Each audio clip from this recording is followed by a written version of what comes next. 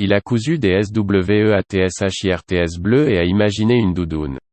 L'histoire de la marque Moncler. Les vêtements en tant que symbole de statut ne sont pas rares. Un sac à main de créateur, un grand logo de marque ou des poses exotiques sont autant de démarcations de richesse ou de goût. Cependant, les éléments fonctionnels qui parlent d'eux-mêmes sont moins courants. Entrée Moncler. En 60 ans, la marque française est passée de la fabrication d'équipements de ski performants à celle de fournisseurs de certains des vêtements d'extérieur les plus raffinés et les plus convoités au monde. Au-delà de son héritage et de sa praticité inhérente, Moncler a réussi un exploit rare, transformer un simple badge en une marque de luxe indéniable. Unique à la marque est la capacité de répondre à la fois aux athlètes d'élite et aux esthètes. Sans jamais s'écarter de la tradition, à travers des ramifications expérimentales, des capsules limitées et des collections de défilés, Moncler est autant un incontournable de la mode qu'une marque de vêtements d'extérieur haut de gamme. Aujourd'hui, sous la houlette du PDG Remo Ruffini, la marque est tout autant susceptible de sponsoriser des ascensions et des courses de ski d'élite qu'elle laisse de travailler avec les plus grands créateurs de mode, une stratégie qui continue de défier les attentes. L'histoire de Moncler commence dans la ville de Monestier de Clermont. Située au pied des Alpes françaises entre le Drac et l'Isère, l'emplacement est idéal pour les sports d'hiver. La ville était l'une des préférées du célèbre alpiniste René Ramillon, qui s'y rendait régulièrement pour s'attaquer aux sentiers. En 1952, aux côtés de son collègue entrepreneur André Vincent, les deux hommes ont formé une entreprise centrée sur leur intérêt personnel pour l'alpinisme et le plein air. Nommée Moncler, abréviation de sa ville éponyme, la société a d'abord produit des articles conçus pour protéger les grimpeurs des éléments tels que des sacs de couchage, des capes à capuche doublée et des tentes avec un revêtement extérieur. Presque immédiatement, Moncler a attiré l'attention du célèbre alpiniste français Lionel Terray. L'un des premiers champions de l'équipement Moncler, l'approbation de Terray a contribué à accroître la visibilité et à élargir la gamme de produits. En 1954, la société lance « Moncler pour Lionel Terray », une collection conçue pour résister aux conditions extrêmes. Les vestes matelassées, les combinaisons, les gants et les sacs de couchage à haute résistance ont tous été testés sur le terrain par Terray et ses pairs, leurs commentaires respectifs étant utilisés pour améliorer chaque produit. Cette même année, des doudounes Moncler ont été choisies pour équiper l'expédition italienne au K2, la deuxième plus haute montagne du monde. L'expédition a finalement été couronnée de succès et les grimpeurs Achille Compagnoni et Lino Lascedeli sont devenus le premier duo à gravir le sommet du K2 en juillet 1954. Étant donné qu'ils portaient du Moncler, la capacité de l'entreprise à produire des articles pouvant résister à des conditions difficiles a été reconnue dans le monde entier. Moncler a commencé à organiser plus d'expéditions internationales, y compris le trek français jusqu'au sommet du mont Makalu, ainsi qu'à devenir le fournisseur officiel d'expéditions d'alpinisme en Alaska, un accord négocié par Terray lui-même. Non déjà respecté, la participation de Moncler aux Jeux olympiques d'hiver de 1968 à Grenoble, où elle était le fournisseur officiel de l'équipe de France de ski alpin, a contribué à faire de la marque un nom bien connu. Le travail de la marque avec l'équipe nationale a directement inspiré sa ligne de haute couture pour hommes, Grenoble, qui a fait ses débuts en 2010 lors de la Fashion Week de New York.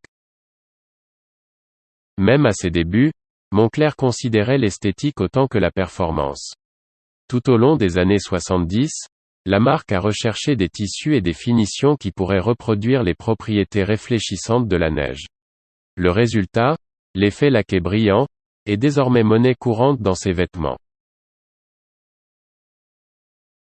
Étoile montante de la scène de la mode parisienne tout au long des années 1970, la créatrice Chantal Thomas a été amenée à retravailler le look de la doudoune classique en 1980. La créatrice, qui est restée avec la marque jusqu'en 89, a remplacé les zips par des boutons et a introduit de nouvelles des détails tels que des garnitures en fourrure, une doublure en satin et des tissus réversibles afin de rendre les créations de Moncler plus conformes aux tendances actuelles. Dans les années 80, les vestes Moncler sont devenues l'uniforme non officiel de Paninaro, un collectif d'adolescents italiens nommé d'après il Panino, un snack-bar populaire à Milan. Issu de quelques écoles privées de la ville, le groupe de jeunes adolescents aisés s'est développé en une sous-culture avec un mélange improbable de styles américains et européens. Avec des marques comme Timberland, Levi's, Armani et Stone Island, les doudounes Moncler aux couleurs vives étaient un must. Alors qu'Americana balayait l'Europe dans les années 80, Paninaro a emprunté des aspects du style préppy du moment et l'a transformé en quelque chose qui se sentait uniquement italien. À la fin des années 90, Moncler avait du mal à se développer, pris au dépourvu entre la montée des conglomérats de luxe et des entreprises dédiées aux vêtements de sport de plein air. Au bord de la faillite, le directeur créatif Remo Ruffini a racheté Moncler en devenant directeur général et chef du conseil d'administration. Avec un redressement rapide, Ruffini a réussi à rendre l'entreprise publique et à redéfinir la marque pour une toute nouvelle génération de consommateurs. La stratégie de Ruffini en tant que directeur créatif était de se concentrer sur l'élément le plus emblématique de la marque, la doudoune. Ruffini avait l'habitude de porter sa veste Moncler prisée lorsqu'il conduisait sa moto à l'adolescence et aime toujours le style à ce jour. Le premier ordre du jour de Ruffini était de doubler la qualité, en s'assurant que le prix du luxe de Moncler reflète correctement son produit. Sous Ruffini, aucun détail n'a été négligé, des fermetures à glissière fluide au nylon brillant en peluche fabriquées spécifiquement pour l'entreprise. L'ajustement et la qualité de production globale ont été mis à jour pour répondre aux exigences du consommateur moderne. Discutant de sa stratégie commerciale avec Ruffini a expliqué comment, alors que d'autres marques ont une cible, peut-être un certain groupe d'âge, des personnes gagnant un certain montant d'argent. Moncler doit créer quelque chose pour les enfants qui font du skateboard, pour les voyageurs, pour la dame élégante qui dîne dehors. Afin de plaire à tout le monde, l'objectif de Moncler était triple: la fonction, la mode et la diversité des produits. Pour aider à élargir sa clientèle, Moncler a considérablement augmenté sa présence dans le commerce de détail. Autrefois principalement un grossiste, sous Ruffini, des dizaines de magasins Moncler ont ouvert et aujourd'hui, la marque compte plus de 200 emplacements ainsi que plus de 65 boutiques en magasin. Bien qu'il ne s'agisse pas d'une marque de haute couture à proprement parler, Ruffini s'est rendu compte qu'en s'alignant sur les meilleurs créateurs, Moncler pouvait attirer l'ensemble de la mode sans s'aliéner sa base de consommateurs. Pharrell, Nicolas Ghesquière, Junya Watanabe, Virgil Abloh et Kito Zeb ne sont que quelques-uns des designers avec lesquels Moncler a officiellement travaillé avec des capacités variables. Bien que ces efforts varient de la petite capsule de Pharrell aux sous-lignes de marques telles que Moncler O de Virgil Abloh ou Moncler V de Hiroki Nakamura, chacune introduit Moncler dans un nouveau secteur vital. Qu'il s'agisse de streetwear ou des Americana japonaises, Moncler s'est frayé un chemin à travers le spectre de la mode, transformant la vision de Ruffini pour une clientèle globale en réalité. Pour les fidèles à la marque recherchant spécifiquement des équipements de ski haute performance, Moncler a lancé Grenoble en 2010. Rendant hommage à l'héritage de la marque, la division Sportswear réinterprète les styles du passé en proposant une interprétation moderne des vêtements de ski historiques et des vêtements d'après-ski, plus précisément, le puffer. Depuis ses débuts dans le cadre de la Fashion Week de New York, Grenoble a agi comme une ligne fiable pour les clients axés sur la fonction principale de l'entreprise, les équipements de plein air. À la fin de la dernière décennie, Ruffini a pris la décision de s'étendre à la mode des défilés lorsque Moncler a lancé Gamme Rouge en 2008 et Gamme Bleue en 2009. Conçus respectivement par Giambattista Valli et Thom Browne, chacun a été salué par la critique et commercialement viable. Gamme Rouge a fusionné des éléments de couture et de féminité avec l'expertise technique de Moncler tandis que Gamme Bleue de Thom Browne a exploré les uniformes urbains du plus haut luxe. Malgré la reconnaissance de chaque créateur dans l'industrie, après l'automne, hiver 2018, Moncler a annoncé que les 2 collections étaient terminées et que la société prévoyait de recalibrer son initiative de mode à l'avenir. La réponse de Moncler, après la fermeture de gamme rouge et gamme bleue, était Genius.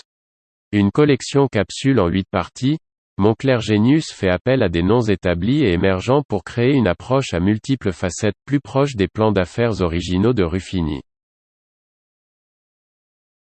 Chacune des 8 collections, dont 6 designers invités et 2 labels internes, sort périodiquement de manière similaire au cycle de chute, permettant un flux constant de produits. Tournant entre Craig Green, Pierpaolo Piccioli, Palm Angels, Kei Ninomiya, Simone Rocha, Hiroshi Fujiwara, et enfin la ligne orientée vers les jeunes 1952 et un Grenoble nouvellement revigoré, chaque goutte est destinée à un client très spécifique créant l'offre la plus diversifiée que Moncler ait jamais présentée. Bien que Genius ne représente qu'une petite fraction du chiffre d'affaires global de la marque, l'introduction d'un modèle mieux adapté au rythme accéléré du commerce de détail moderne est révélatrice de la capacité de Moncler à s'adapter au climat de la mode. Plus que l'esthétique, les changements de Ruffini ont surtout affecté le résultat. En 2017, Moncler a dépassé le $1 milliard de chiffre d'affaires et 2018 a été tout aussi impressionnante, affichant une croissance de 27% d'une année sur l'autre.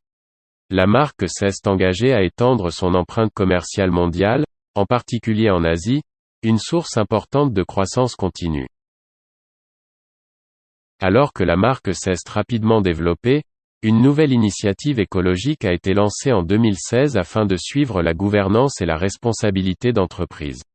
Depuis son introduction, un rapport et un plan de développement durable annuel sont publiés après chaque exercice pour surveiller l'empreinte environnementale de l'entreprise et les plans pour l'avenir. Marque mondiale qui montre peu de signes de ralentissement, Moncler est en passe de devenir l'un des principaux fabricants de vêtements d'extérieur de luxe à la mode. Sous la direction de Ruffini, Moncler est devenu un exemple classique de la façon dont une marque peut tirer parti de son histoire tout en adoptant simultanément de nouvelles idées afin de changer radicalement pour une nouvelle génération.